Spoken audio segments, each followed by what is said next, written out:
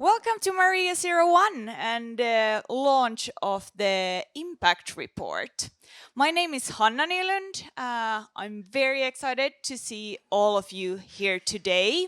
I myself work with marketing and comms here at Maria 01 and have now for I think already a few months been working on this year's impact report, so I'm really excited that we're actually launching it here today together with all of you.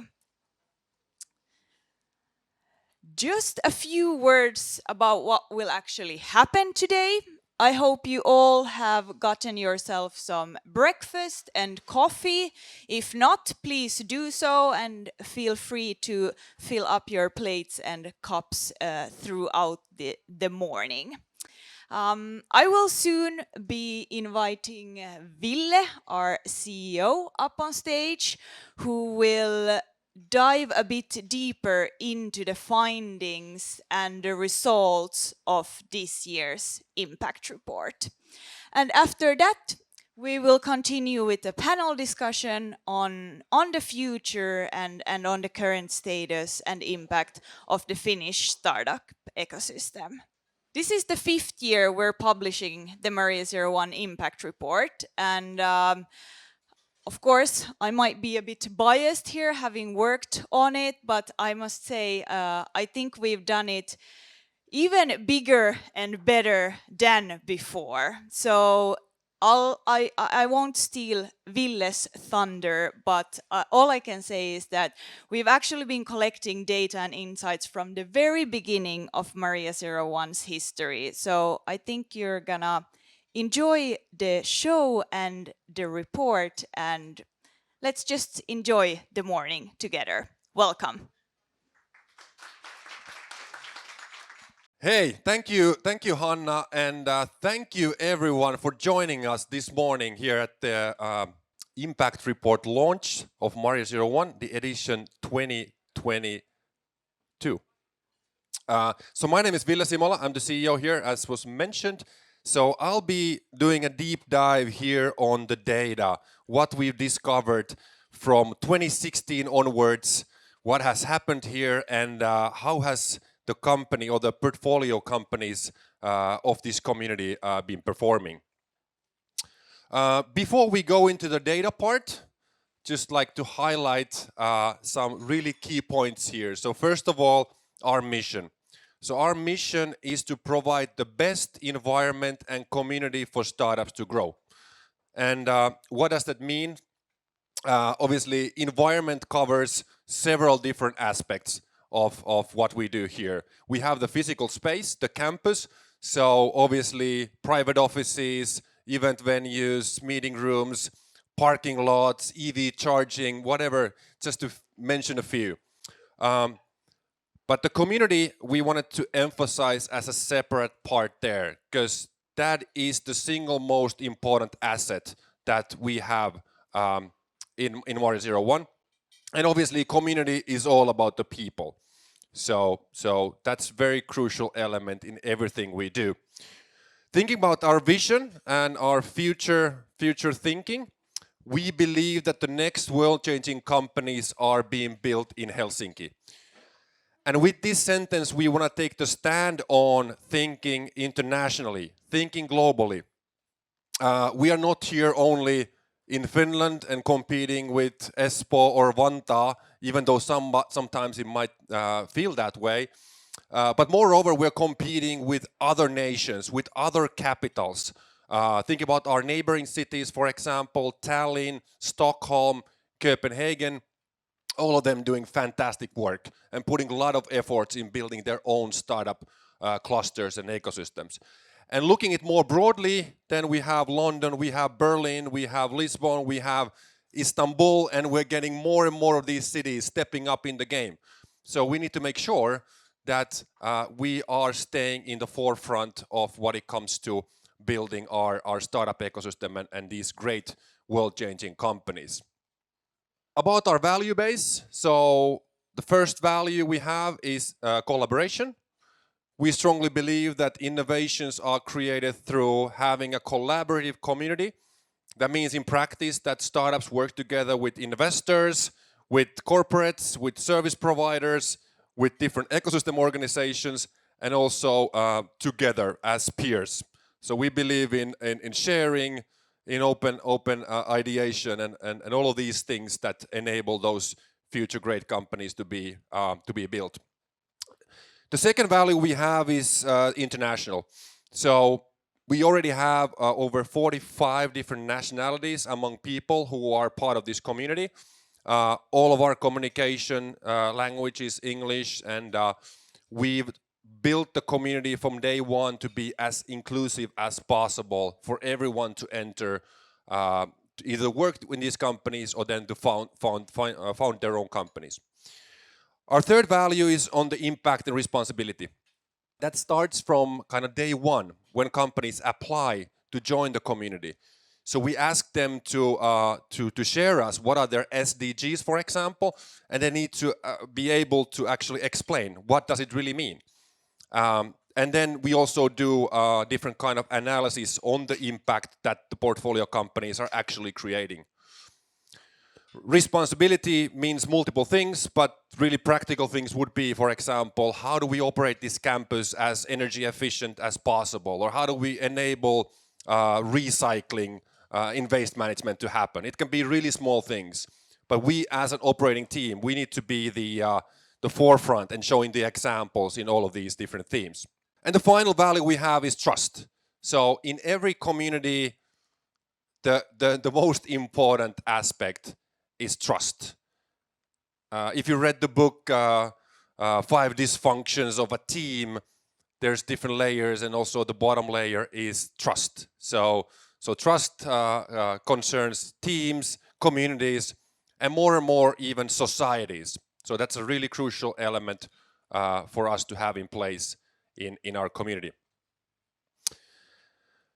But now I think it's time to deep dive into the data and the results, and I will start by the different verticals and industries. So, and all these numbers are from the end of last year.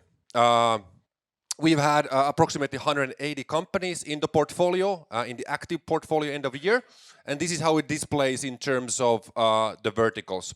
So, as you might guess, SaaS is the biggest. I think this is concerning pretty much every startup accelerator or community.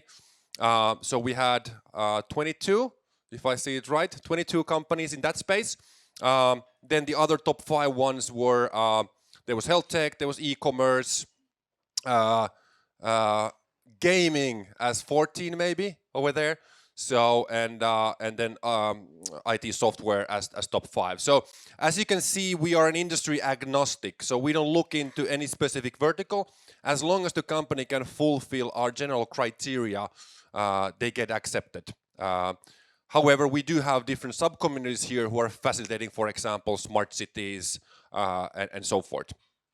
Then, end of last year, in total, we had over 1,500 members as part of the community. Like mentioned, we had over 45 different nationalities. There was over 400 events hosted here at Mari 01. So our events manager Para has been pretty busy last year. So big kudos to him making that happen. Then we had also 23 different international delegations visiting, 23 different partner organizations from the corporate side, 27 VCs and 33 different ecosystem organizations. And here you can see some of their logos there as well. Then if we go to the funding raised, so we counted the total amount of funding raised by Mari 01 portfolio companies from 2016 to 2022. And the total number is 715 million euros of capital being invested in these companies. And here you can see the graph as well. So we've started from 2016 with quite modest numbers, ending up in over 200 million raised for last year. And this covers both our active companies as well as the alumni companies from the community. Also, you can see there the top 5 companies been raising funding.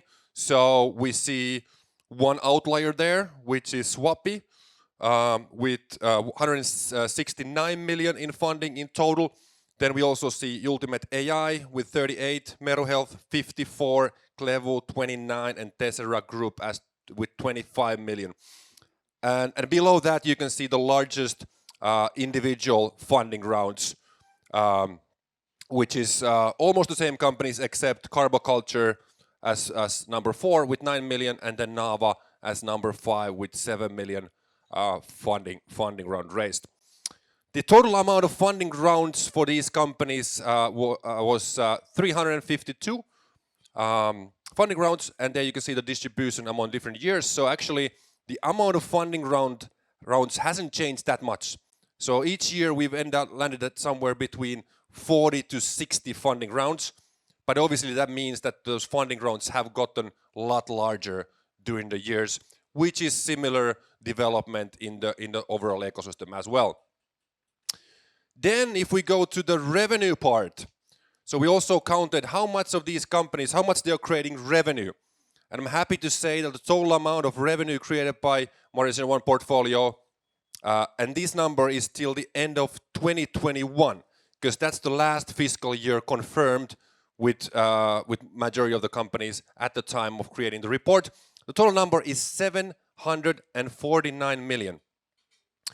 And distribution again over there. So we started in 2016 with 2.5 million revenue created by these companies, and we ended up in 21 with 307.8 million euros generated revenue. So I guess with a really quick math, we're talking about 100x or 150x type of thing, which I think is a fairly nice number. Also, the top 5 startups with highest revenue, again, we see Swappy there with 137.6 million. The other companies are Lightheart Entertainment in gaming, Nava in energy green tech, Silo with artificial intelligence, and Tessera Group as a fintech company. Total number of applications we received in 2022 was 149, which means that the acceptance rate was 26.8. We counted in total 19 acquisitions in these companies. That's a manual number counted one by one. End of year, we had 178 companies in the community, and 59 new companies joined us in 2022. So that means in practice that 1/3 of our portfolio rotated last year. Okay, so then if we go kind of the final part of the data findings, so jobs created. And these numbers come directly from the Statistics Finland, I believe is the official English name for Tilastokeskus. So the number we got was 6,829 jobs in all these companies. We also asked them to give us the number of paid out salaries of all these companies, and the all-time number till the end of 21, again, because that's the last confirmed year, was 319.7 million.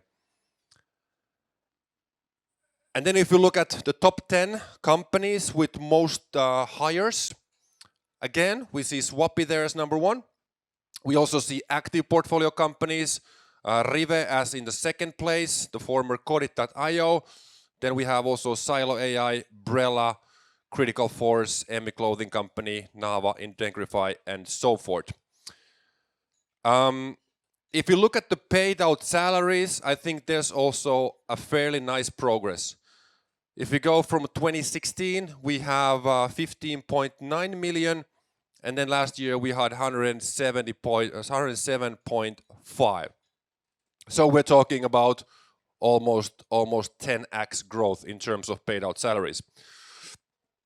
Then if we do a bit of more calculations, for example, the tax income created by these companies, if we assume that, let's say, 80% of the companies in the portfolio are Helsinki-based companies, and if we assume that 80% of the people working in the companies are Helsinki citizens, and then if we multiply that with the municipal tax rate of Helsinki, which I believe is 19.0, then we end up in a number approximately 15 million.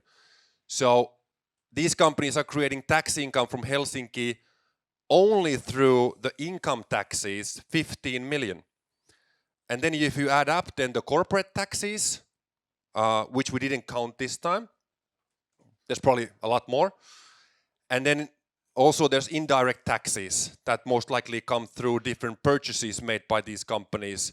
And there's VCs who are making exits and all these things. So we're talking about fairly large proportion of tax income generated for the society as well. And here you can see our great investors. So both the local network as well as the international investor network that we have. And here you can see our great partners. So the strategic partners on the right side, and then you can see those service provider companies on the left side. And it's great to see many of you here join us today. All right. Finally, just wanna give a big thank to the team who made the report possible. So first and foremost, Hanna Nylund, that was already on the stage. Let's give a big hand to Hanna as the project lead. And also our design and visual marketing manager that made all the graphics and the visuals and the branding and everything in here happen. So let's give a big hand to Despina Svakiotaki. And of course, all the rest of the team, there you can see the names there listed as who were contributing, either gathering data or contacting companies or whatever needed to be done. There was quite a lot of manual work as well, even though we used a lot of different data sources such as Dealroom and Crunchbase and so forth. So with these words, that was the snapshot in the report. But what I would like to now encourage all of you is to actually download the report. So there's the QR code for downloading. So it's only available on a digital format. It will be sent also, I believe, to all of your emails after this session.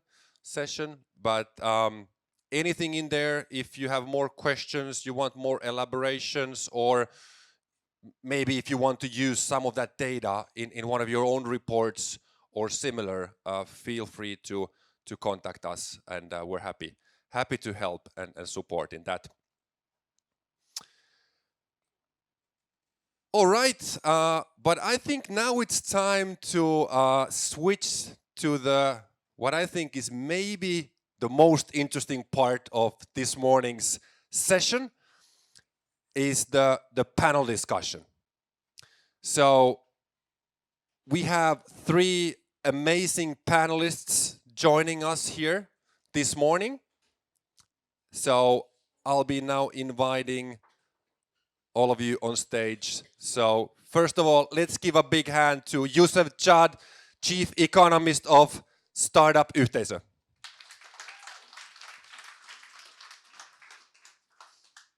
Then next one in the lineup, Kristo Ovaska, the founder of Smartly.io.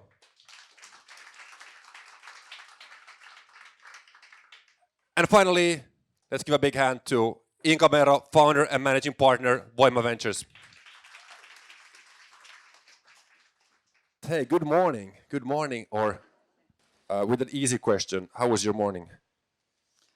Fantastic. I have a project with my old co-founder, VC investor Harro Santamäki, and he's taking photographs. I'm writing poems, so I wrote a poem. Excellent, excellent. I had a good morning as well, thank you. I biked here, I was almost late, so I biked really fast, but then I made it very well. Yeah, I had a good morning. I missed my tram, so I had to walk in here, but it wasn't that long of a journey. I was also almost late. Excellent. And okay, so that was a warm-up question, so I got my notes out. So the real introductions of our panelists here. So I will start with Kristo first. So Kristo can be called as the igniter of the Finnish startup scene. He would be the one name you would need to mention if looking for the single most important influencer in making the Finnish startup miracle happen. So he might know one thing or two how to build and create world-changing startup ecosystems. He's also the co-founder of Aalto IS, the most recognized student-run entrepreneurship organization. Also Startup Lifers, connecting Nordic talent with best startups. and co-founder of startup Sauna. Later on, he went to do his own startup founder track, co-founded 2 startups that failed prior to co-founding the leading social advertising platform Smartly.io. Currently, he also serves on the boards of Startup Foundation, a student-run VC fund called Wave Ventures, and also the Finnish Snowboarding Federation. Then Inka. Inka can be called the Iron Lady of the Finnish startup scene. She has been around from the dot-com times, working for larger companies such as Telia, Nokia, and later on switched on to being the CEO of a gaming company called Apaja. After that, startup bug took over, and she has built an impressive career as an investor, board member, and an ecosystem hero on multiple locations. Currently, she acts as a managing partner of Nordic deep tech fund Voima Ventures that invest in founders scaling global solutions for people, planet, and industry. She also serves in multiple board positions, including some stock listing companies. And finally, Yusuf Chad. So Yusuf is an economist by education and currently serves as a chief economist for Finnish startup community, a community of more than 200 Finnish growth companies and startups.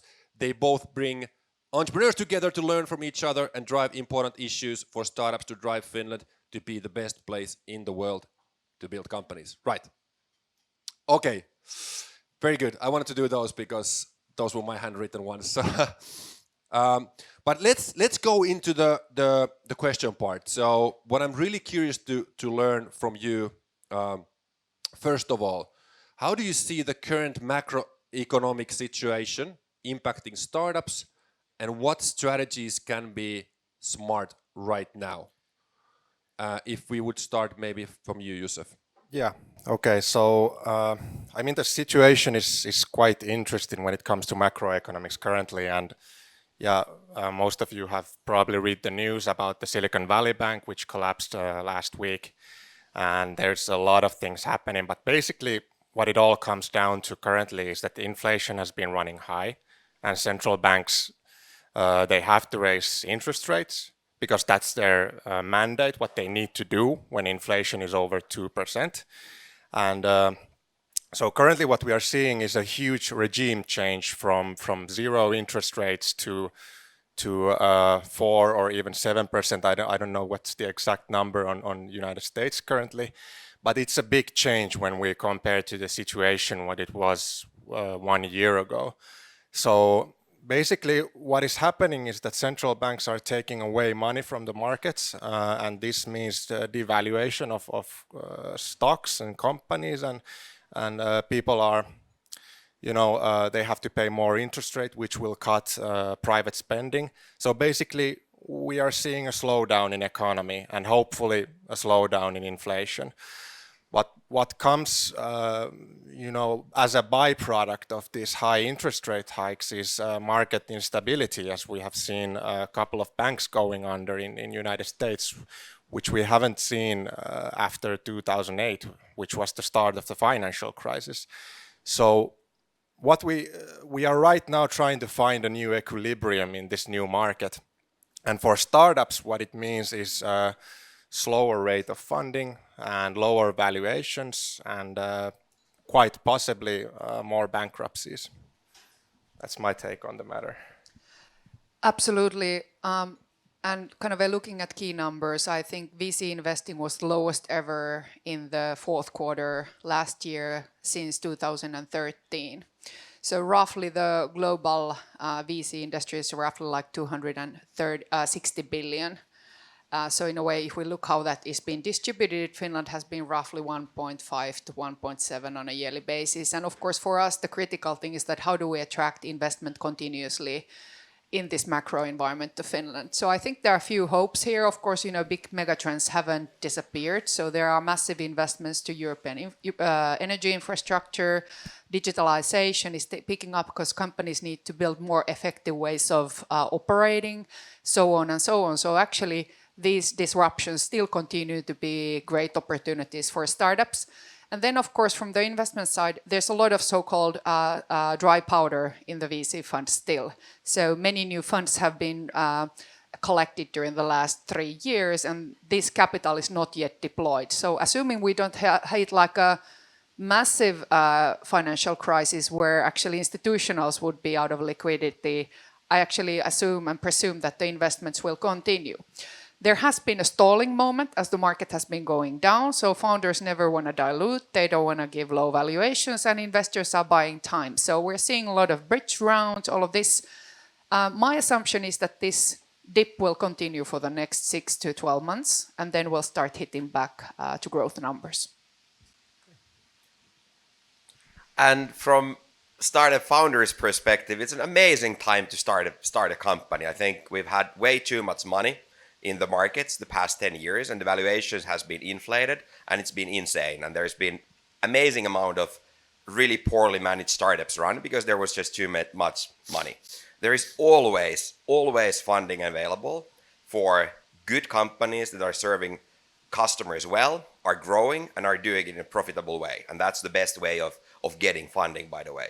But for real, I think a lot of the great companies have been started in economic crisis because there is competitors are dying away, and then there is a lot of talent available, and then the best founders and also the most enduring founders will kick through, and they have a head start against anyone else who is starting a company then when things are good. And when everyone is getting money, anyone can start a company, and you can think that the quality of companies is not that great. So I think it's the best time ever to start a company, and rougher the going gets, better time it is actually to start a company and get money from the customers. And when you get money from the customers, the VCs will invest to you, no matter how hard the economy is.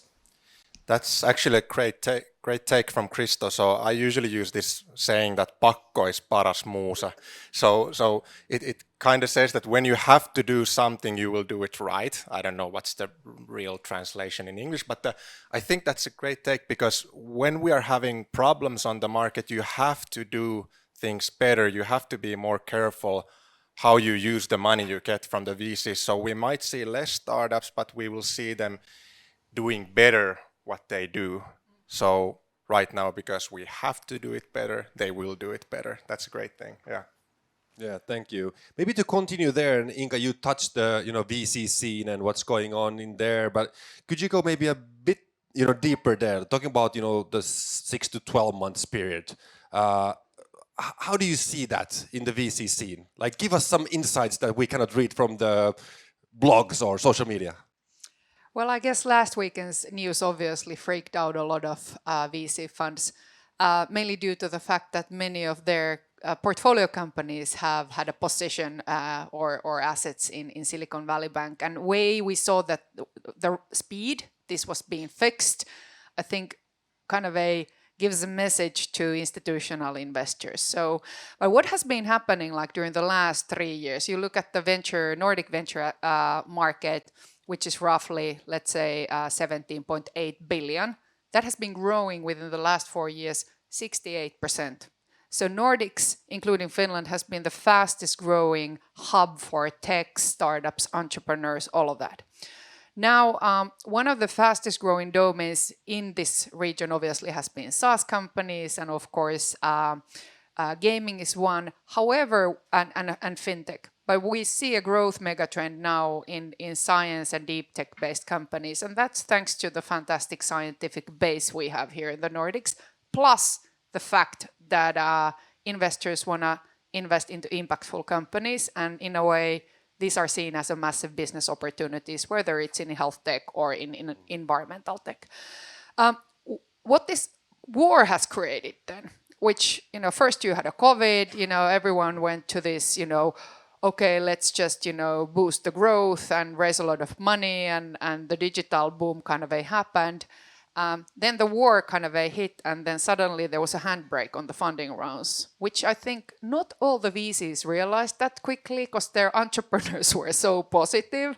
And some companies started already during COVID to kind of take care of their runway and, be sort of careful, but this is obviously now what has kept the VCs busy, taking care of their portfolio companies, that they stay alive and optimizing and being smarter, being better, being more customer focused. So what is really happening now is that the investors demand you to make more with the less of a money.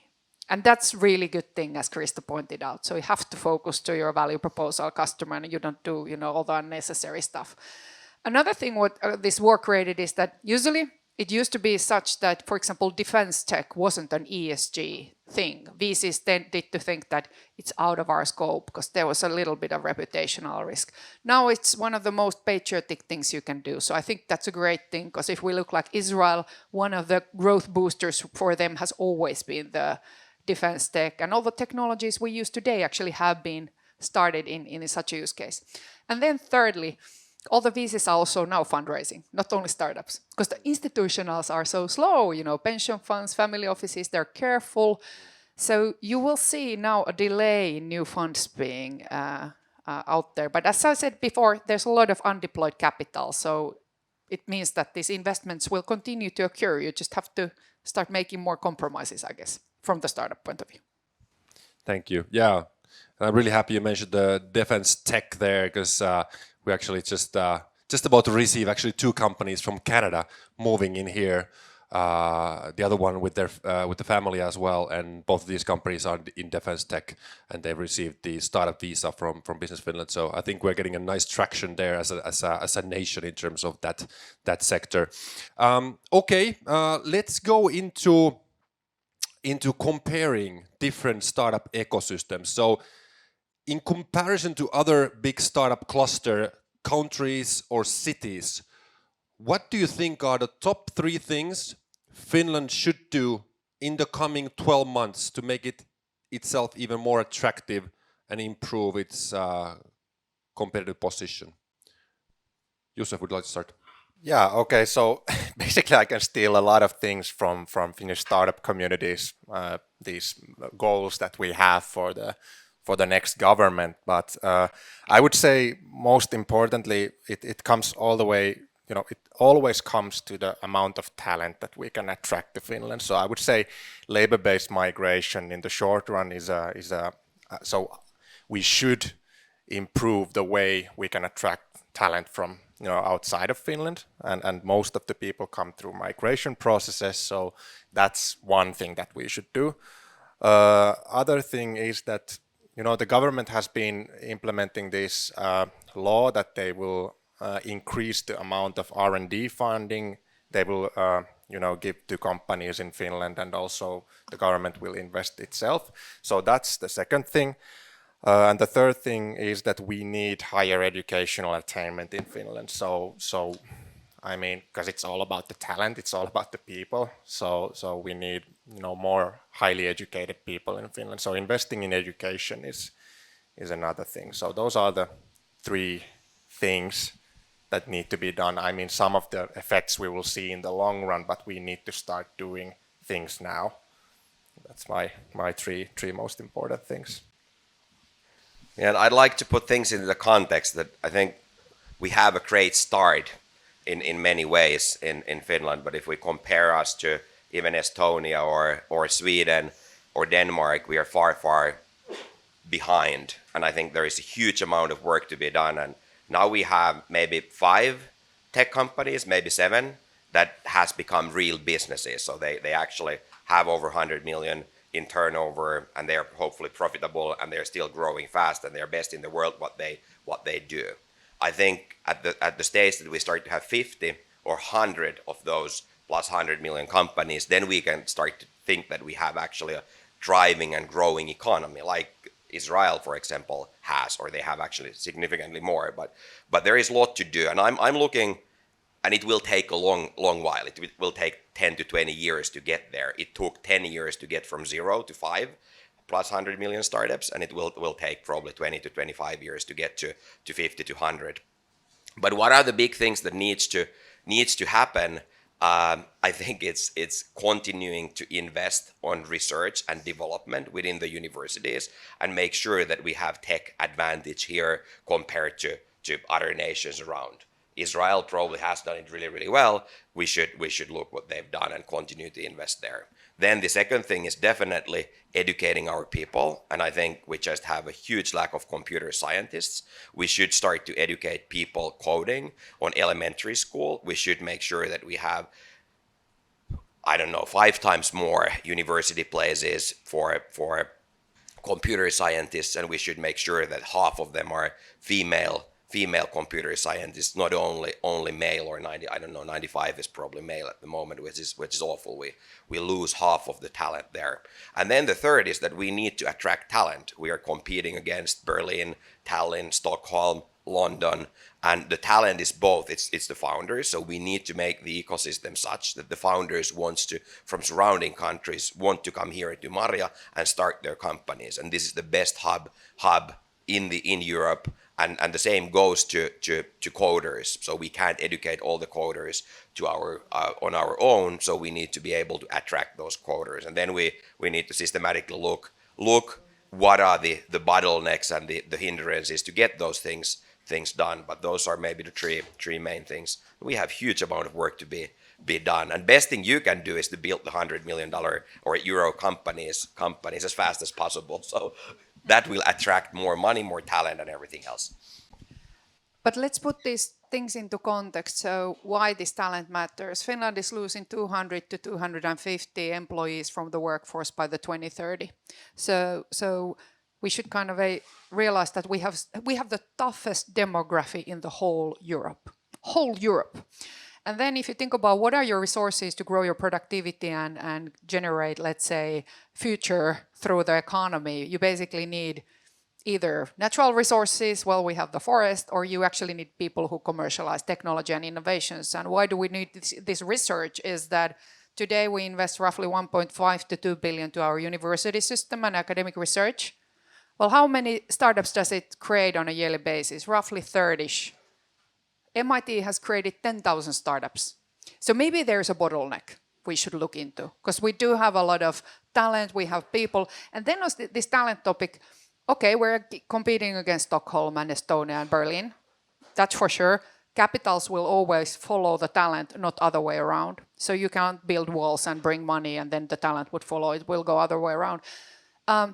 But we're still in the tech community, we're neglecting 50% of the talent, which is the women. So why don't we focus on that? There are a lot of women coders and there are a lot of women scientists. And so not to neglect men at all here, I'm just saying like, this is not what the other hubs are doing. So 2% of the global VC goes to female-led startups. There's roughly 5% in the tech company leadership women. There are less than 2% women-led funds. So it's a no-brainer. So just to put context. Yeah, good point. Thank you. Joseph, you have something to add? Yeah, so I wanted to add a couple of concrete ideas that I've been thinking about how to, increase the talent pool here in Finland. So I read an interesting report yesterday that we have international students in Finland who say 80 to 90% of them say that they have been integrated really well in the Finnish society while studying, but only like 42% of the talent pool or those international students are thinking that they will stay in Finland for work. And that has been, that's a huge opportunity wasted for Finland. And main reasons why this is happening is that these people cannot find jobs here in Finland after they graduate. And I think the problem is that they haven't been integrated in the labor markets well. And actually, there is this thing called Career Spark initiative in Lappeenranta University, where the university actually, they incentivize companies to hire these international students to do their thesis for the company or just have a 6 months internship in these companies. And those people who actually do these internships before they graduate, there is a fourfold chance. It increases the chance of them staying in Finland and being employed by fourfold. So this is one really concrete thing that all the universities and all the higher educational institutions should do in Finland, incentivize companies to hire these international talents before they leave out of Finland. And one thing that I think we are not doing as good as we should is the immigrational processes. So I've been, looking at these processes, and they are really complex, and there are so many bottlenecks that even if we fix one thing, there's going to be a next problem. So I mean, the government was supposed to implement this digital identity reform this year, which I mean, basically it gives more easier ways of integrating these immigrants to Finland. So basically what they get is that they can have, instead of these banking, IDs, they can get government provided ID, application. So these kind of small things, digitalizing our processes and making these small, improvements in the way we can get people to Finland, we should like really focus on these small things. And if we fix all these little things, we can have the overall, talent attraction, way better.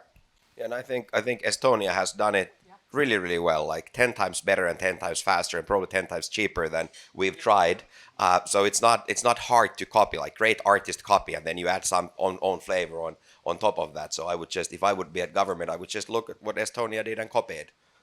Yeah, and actually, Kristo, to even go to more details, like, because I mean, you're a startup founder, and you probably hired, I don't know how much, 500 people or probably even more. Give us some concrete examples on talent you've been trying to hire, or you have hired outside, but mostly trying to hire outside Finland. What have been the biggest bottlenecks for you? Yeah, surprisingly. So we have maybe 300 people in Finland, but we've probably hired over 500 people or even 600 people in Finland. I think probably majority of those are actually non-Finnish origin, or not speaking Finnish as a mother language. But for us, it's really the biggest thing is attractiveness of Finland as a nation. It's really hard to get anyone from Sweden or Norway or Denmark to move here, but it's been significantly easier to get someone from the eastern side of Finland to move here. Probably also because of the political things that has been going on. So the attractiveness, and it's easier to get people to move to Berlin anywhere in the world than to Finland, for sure. So the attractiveness, just being a bit isolated, bit cold, bit far, bit dark, everything else, that plays a role. But then the people who've actually moved here, they're extremely happy with everything. Actually, for us, even the process of moving into the country has been fairly okay. There are some exceptions where it's been taking long. But the biggest problems we've had is the spouse not finding work in English because they're not in the tech scene. And that has a lot of the senior hires. We failed at the last minute because the spouse decided to go to Norway or to Berlin or to somewhere else instead. So making sure that it's easy to adapt for the family as well. So the person adapts who comes to work at Smart, they get a community. It doesn't matter at all if they speak Finnish or not. And we take care of a lot of the things, but the rest of the family is important. Kids the same. And then the two other things are tax reasons. So we learned, and these are all senior hires. We learned that one person was moving from US, and all his pension savings at funds would be taxed if he would move here, which I didn't know. And then the other person was moving from Russia and had his stock and options in Singapore. And again, if he would have moved to Finland, all the stocks which were not, didn't need to pay any taxes in Singapore, would have been taxed in Finland to full extent. So it's like tax reasons, at least in our cases. I think when we hear these examples, it's good to remember that these are people who Smartly wants to hire. What about this scientist or a coder who just wants to come to Finland and to get connected? So then it gets really tricky. And this digital experience is, of course, in the heart of everything. But if you look at OECD studies or anything, the biggest single next factor, it's not even the taxation. It is the spouse's future likelihood of getting a prosperous career or something. And then, of course, what we all know, it's getting your kids to English speaking classes in Finland is very difficult. It takes time. The schools are doing heroic efforts, but it's like ridiculous how badly we're managing our kind of a younger educational system. We just putting a lot of efforts there could save us a lot of things, also for our own children, not only the immigrating children. Thank you all. Then let's switch on to maybe thinking about specific industries now, especially there's all these turbulent going on, the economy, geopolitics, everything. So, are there any specific industries right now that you think are going to be more attractive than others in the years to come? And maybe if we start from Minka. So I would say that, of course, Finland particularly, we have the highest ratio of patents per capita in the areas of optics and photonics, which are the key enablers of microelectronics, quantum computing, sensors, AR, VR, and all of that. So within that spectrum, of course, defense tends to be a big driver. It doesn't mean that you're building a missile systems. For example, we've invested into space tech company called Ovaska. They do nanosatellites with hyperspectral imaging, so you can on a daily basis measure carbon footprint, biodiversity, methane, whatever, food security, but also maybe Russian, safety nets. So this way, this is one core area.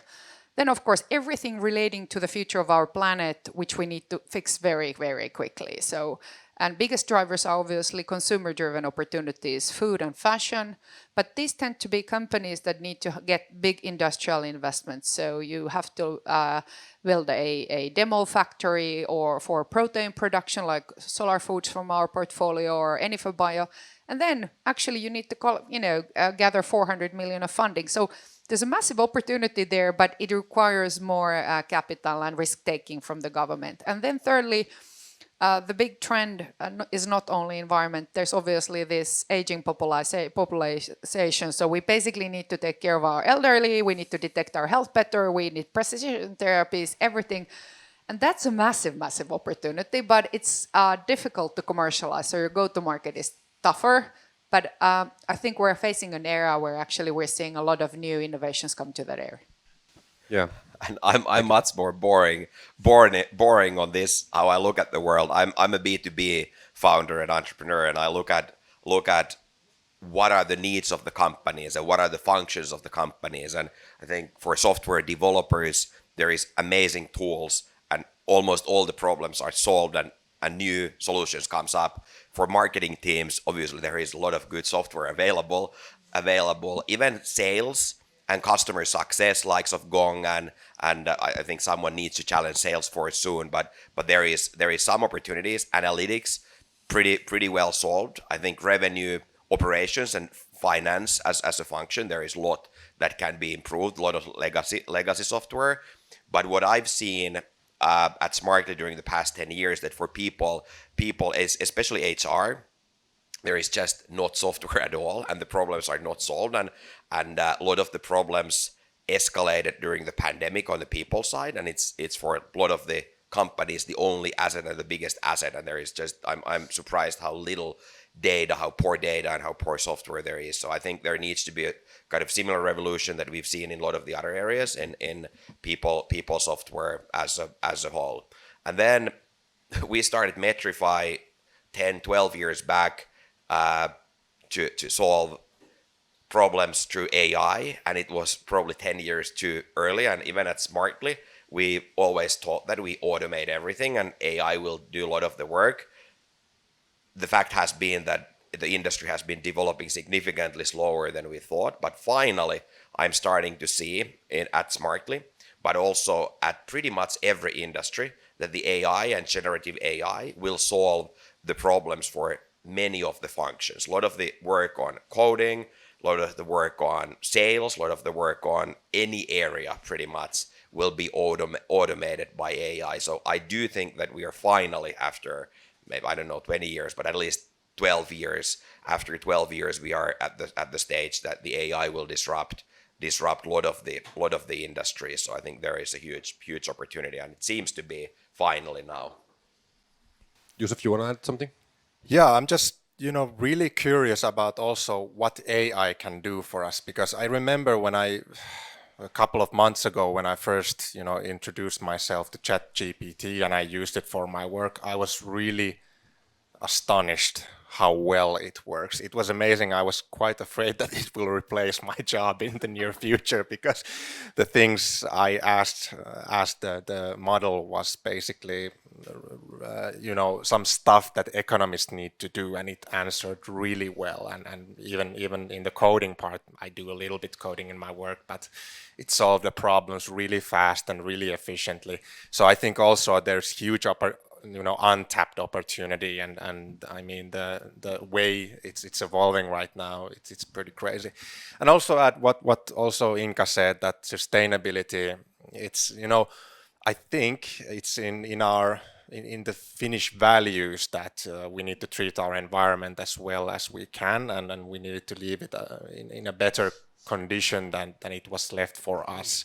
So I think that will open opportunities only because of our values are, that we need to protect the environment and, do things more efficiently, not by destroying the environment. So I think there is a lot of things that is an opportunity for Finland.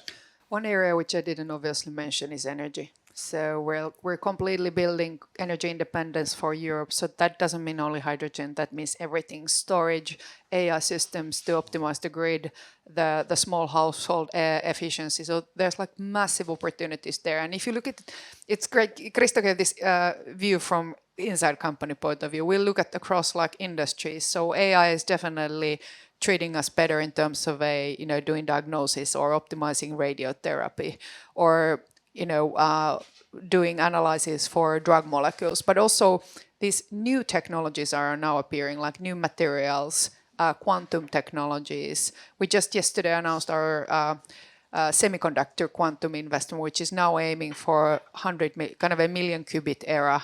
So this tech war, unfortunately, will continue to thrive, and that means also big bets in disruptive, massive, big tech opportunities. Thank you all. And I want to mention the example on ChatGPT, because we just recently launched a partnership with Microsoft, and then we did a press release, and actually ChatGPT did that for us. I think we need to change maybe two words there, and put the right names, because it was suggesting the CEO of Microsoft saying something, and so we need to change that. But I think there was a good example of how AI is taking some of the traditional jobs from us, which is a good thing. The applications are just so vast. Think about that we ruined our health system with Apotti, but AI could be writing all those descriptions for the patients. It's for recruiting. It could be generating and analyzing all the questions that you ask in recruiting and analyzing the results. And it's just in every industry you can come up with tons and tons of applications. And I think we are just about to get to that boom. In next 3 to 5 years will be pretty phenomenal in that sense.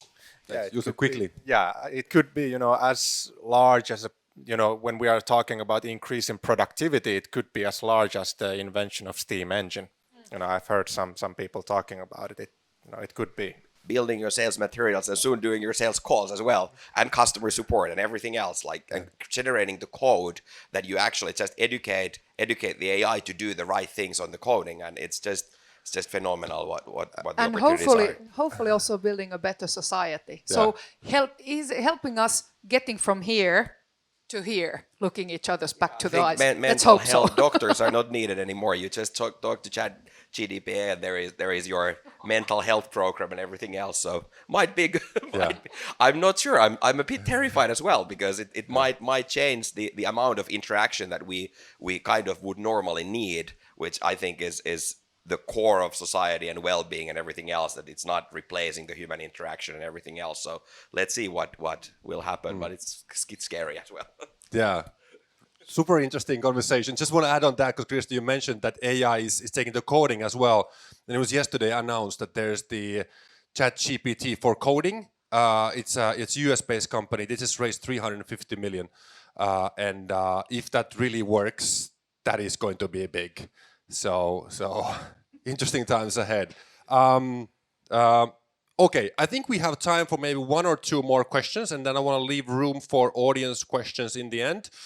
So at least this one I want to ask from all of you. So in January, we got the approval from the Supreme Administrative Court in Finland for an area development plan to expand the Mari 01 campus with 51 20,000 square meters of more space.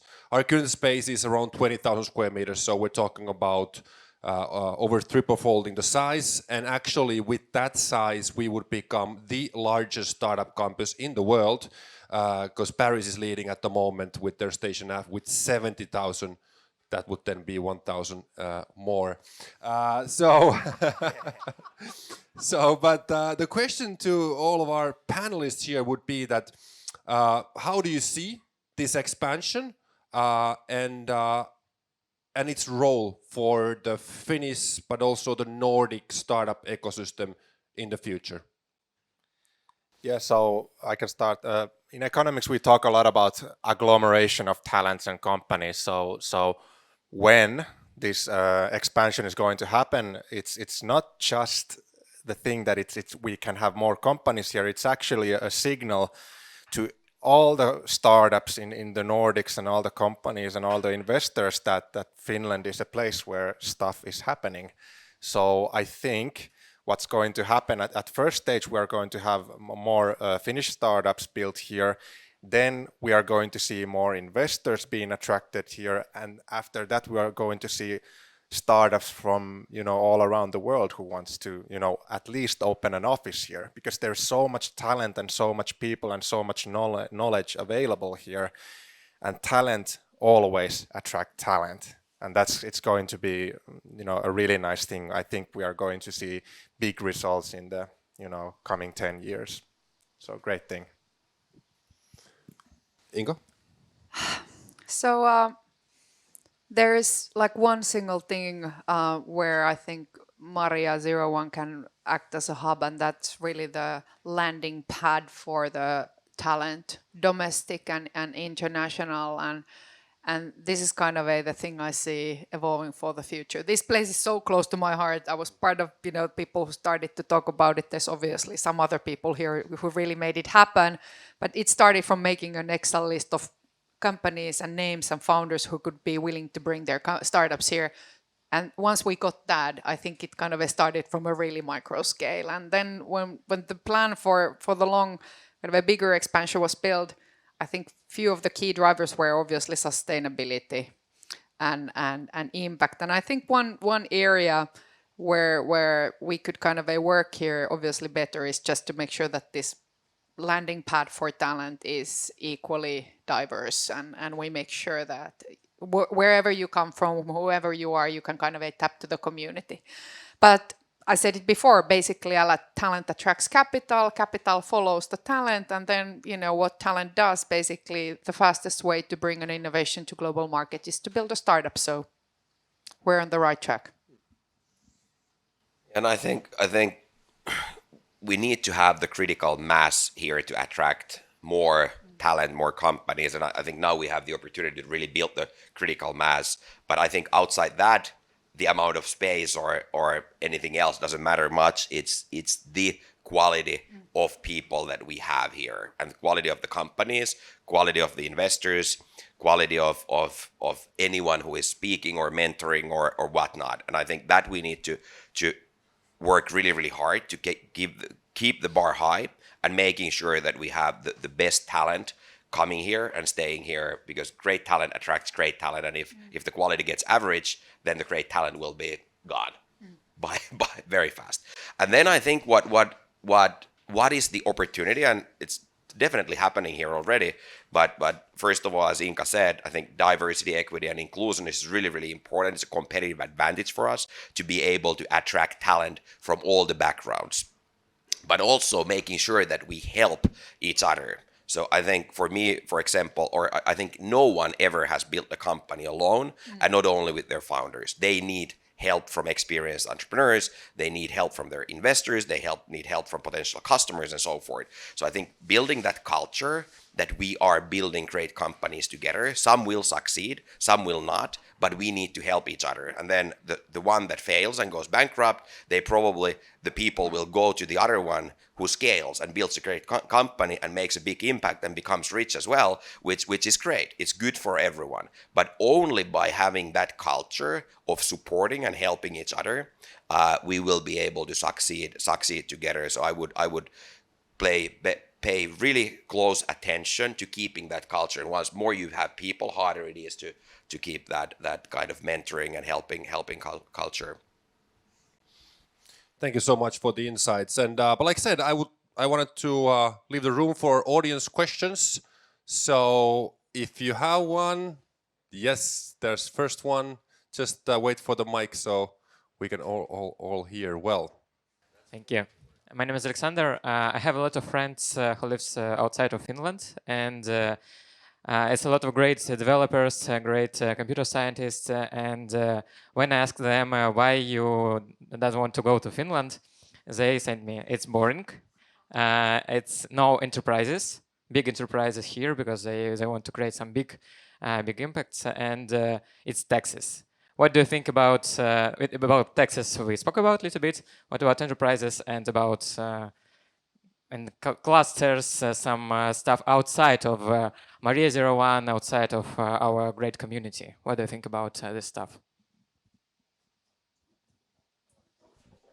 Yeah, I'm not sure if there was a question, but I think, for example, we've seen that Nokia brought huge amount of international talent. A lot of them actually stayed, but there was a big enough cluster. So I think it's naive to think that we as a startup scene solve this problem alone. We definitely need to have the bigger corporations and the clusters. And I actually don't know what could be the clusters where we have the best companies and best learning opportunities. I think all the smart people are looking for learning opportunities where they can develop the most, and then they select, maybe it's startups, maybe it's the forestry companies, maybe it's something else. But I think Maria also has an opportunity not only to bring the startups together, but actually the tech clusters or the bigger companies.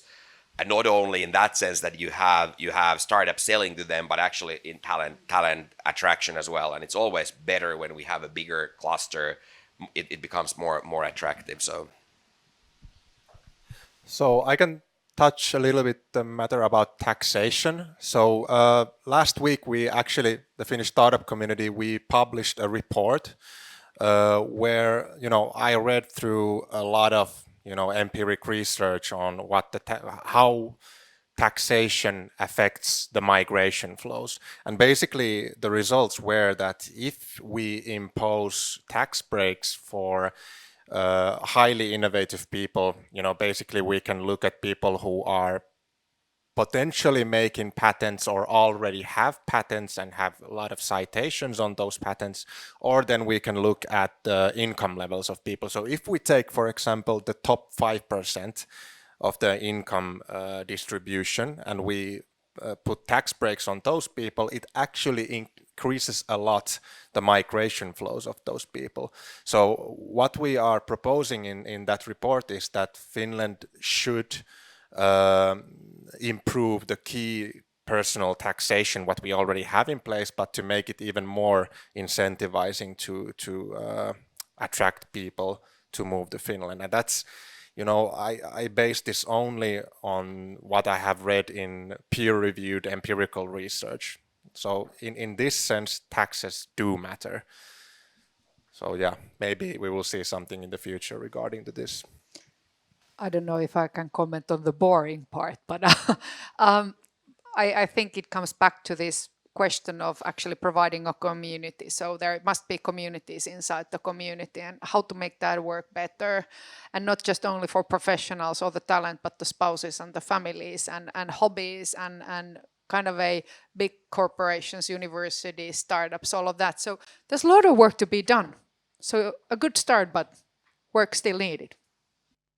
The addition is that there was a startup community, startup yhteisö started just a couple of years ago, and before that we didn't really have an official channel to have an impact to government and legislation and taxation and everything else. But what I've seen and witnessed is that we actually are able to as a startup community now drive impact and have a change, and the politicians are listening. So I hope you guys are working closely with them as well to make sure that we are solving the right problems. Yes, hello, hi, I'm Maria-Leena. I'm from the city of Helsinki, and maybe if I dare call myself one of the Maria 01 founders. I have a question for you, and thank you for the excellent discussion. It was so nice to listen to you. My question would be about the diversity part. Both Kristo and Inka raised this issue, and Inka, you said that we should be focusing on women. And if we think about that, how could we get more girls interested in computer science, or what we should do to get more women, female founders? So what would be your advice for this? And is there anything that the city could do for to increase the number of females in tech? I get this question a lot, and firstly, we need to give a big thank you for Maria-Leena. You've basically enabled this community to rise and this place to be built. So thank you so much. It's so many things. The question of role models. Are there female entrepreneurs? How inclusive is the culture? All of that. But maybe in a ground root level, I'm a mother of 2 sons, but I think obviously we need to encourage girls. Not necessarily to be the beautiful and the best dancers, but curious and adventurous and climb to the trees and all of that. So it's everything relating to self-confidence and innovativeness and creativity. And also when it comes to the startup community, it's not that there wouldn't be female talent, but the talent goes to support functions and not necessarily leading product or business or revenue. So that's one area to look at. And so I think actually biggest driver for inclusiveness and diversity in this ecosystem is going to be the fact that we have such a big shortage of talent. So suddenly all of us here, big companies, but startup, everyone who recruits has to start thinking creatively. Because there is this highly educated part of society who just doesn't, flow currently in. So it's a lot of these small things. And then thirdly, of course, you don't get anything if you don't measure it. So let's start just looking at the numbers, where they are, how they're developing. We started that at Voima Ventures and measure the share of women in our companies and share of women on our boards. And we're basically just working on that, one female board member or talent at a time. But it is a topical because we measure it. So those would be my few cents. Agree on all of those. I would highlight the importance of role models, and not actually only role models, but making sure that decision makers, whether that's a hiring decision or investment decision, we have the inclusion happening in role models, but also in the decision making, because otherwise there is easily unconscious biases happening. So making sure that happens. And then, as Inka said, I'm actually pretty optimistic. We just can't afford not to use all the talent available. And obviously, inclusion is not only about the gender. So I think it's equally important to make sure that anyone is getting where their talent is they're getting biggest impact for their potential talent. And it means that we distribute evenly the people to the roles based on their qualities and abilities, and those should not have nothing to do with where you come from, what's your background, what's your gender, or so forth. So I think we just can't afford to. And I think it's actually improving a lot. We're talking about it, we are measuring it. It's improving, but it takes time because there is just not enough, for example, enough females in coders. So it's hard to get the role models. It's hard to make sure that in every investment panel or in every hiring panel you have equally female and male representatives in the panel. I think it takes time, but it's improving for sure. And it's improving actually quite fast in progressive companies in my mind. Yeah, so I like to add one more thing, that if we talk about women and men, just to be simple, so we need to have role models for people, and role models that they can see themselves in this position. So for example, if we have female founders or female investors, we should put them up to the spotlight more, so women can see, oh, okay, I can be that person, I can be there, it's easy. So, and there's actually empirical research on this matter, but it wasn't studying exactly the same thing. It was relating to gender wage gaps, but whatever. This research, what it said that is that if you have a female role model in the family, and you are a female yourself, and you see your mother, doing this, for example, working in IT sector or something, it increases the chances a lot for you to apply to IT sector yourself, for example. So I would say, creating role models more efficiently would be one way to increase, gender equity and stuff But like this. also, let's be pragmatic. There's roughly 100 people in this room. If all of us would lift one female colleague every week, that would be equal already to over 500. So I'm just saying, like, we can do a lot of ourselves. How do you push your female colleague forward or open up few doors, get things going? It's also how do we act on daily basis, because there is unconscious bias, and particularly, for example, I have it because I've been in such a male-centric industry for over 25 years. But it has to be kind of by changing our own behavior, our own way of talking and all of that. And that's how these role models actually get created.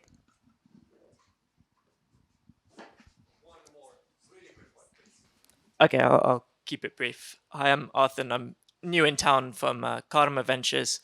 Just moved from London, so I can speak to the difficulties in the process firsthand. I moved in January, and I'm still in the process. My question's not about that, though. I think in both the investors and the startup founders, I see a lot less international startup founders starting companies in Finland. And do you think there's a process element to starting up a company in Finland which makes it difficult for international talent who are already here to start up their own spin up? And then separately, is it that there's also a lack of international investors with an international background who attract people? I know a lot of 50% of London unicorns moved to London to start the company mainly from the investors. Yeah, so first thing we need to understand that Finland is a very homogeneous country. So after we control for that, I don't know what's the situation, but that's one problem, that we are such a homogeneous country. We don't have enough international talent here, and I don't know the reason why we can't attract those and make them to found startups. Maybe you can comment on this. This ratio doesn't apply in scientific startups. So science-originated university started, they actually tend to be international scientists, researchers, students, and then they found their companies. And I think the ratio is pretty high among certain lead universities, even though there would be, deep tech companies. So Aalto University, particularly the ones who bring a lot of talent. But yeah, it's one of the, if you are a talented founder, why would you come to Finland? So that's a big question we need to fix. Yeah, and I have no data. My gut feeling is that, for example, at the student-run Aalto ES back in the days, there was actually a lot of international students because the language was always English. But then when I'm looking at the unicorns, for example, in Helsinki, out of 10, maybe 2 is founded by non-Finnish speaking people. So that's a really good point.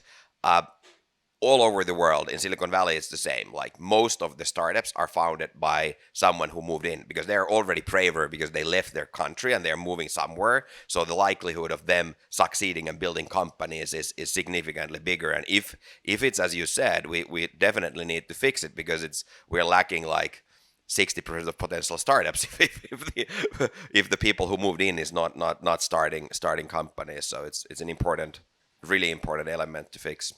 Teppo.